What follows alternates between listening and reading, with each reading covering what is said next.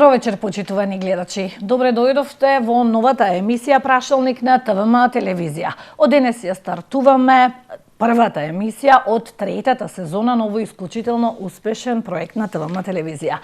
Во оваа наша емисија ваши гости се градоначалникот на општина Охрид, господинот Кирил Пецаков, и координаторот на советничката група на СДСМ Живка Ангелска. Добро вечер на двајцата. Ви благодарам на вашето време и што сте гости во студиото на ТВМ телевизија. Не.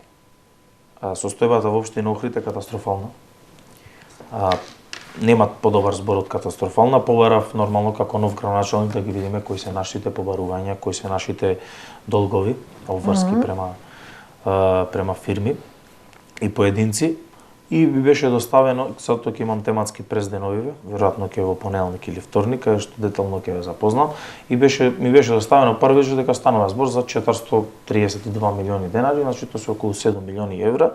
И она кое што ние повикувавме, дали тие 5 милиони кои што ги бараме од Министерство финансии за да учествуваат, за да бидат гарант за земање на кредитот, ќе бидат доволни, значи не само што нема да бидат доволни, и сега настрана од ова работа, тоа е пластично добивање на бројки, што е тоа ние кое што го должиме, а што е тоа што побаруваме, иако минорни се средствата кои што ги побаруваме ние.